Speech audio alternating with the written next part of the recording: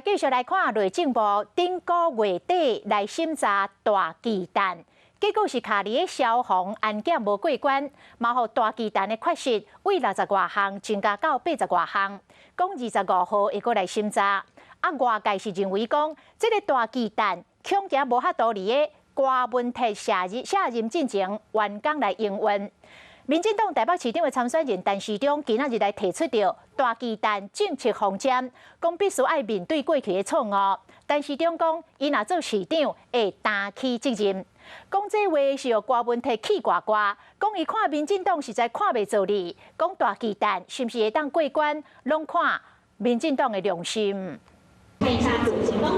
台北市立国文厅主持台北市教育博览会开幕，内政部伫7月底审查大鸡蛋风味撇烂站的时，委员增加为14人，和大鸡蛋的缺失为60几项，一个手增加为80几项。25要搁审查，恐惊无法度伫下任进前完工营运。更好笑的是，提出意见的委员就不来开会，不要为了短期利益牺牲长期利益，不要为了少数人利益牺牲多数的利益，不要为了政党利益牺牲国家的利益，老百姓其实都看在眼内。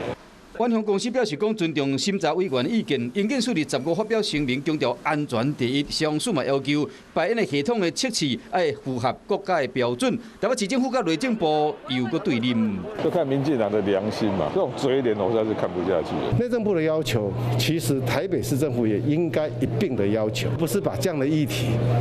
政治化，甚至打成口水战，甚至涉及到放水。我想，这不是一个首都市长该有的一个态度。错误必须面对，停滞必须向前。我当市长，我扛起责任。民进党台北市长参选人陈时中针对大鸡蛋有提出政策的方针，承诺第一个一定要是安全，第二个要符合当初设立的目的来使用，就是体育。那第三个，为了能够让整个争议减到最低，档案的公布。之前讲到内外交通，即马陈时中提出大鸡蛋的解决方针，嘛有大鸡蛋佫成为年底台北市长的选战各参选阵营的政策焦点。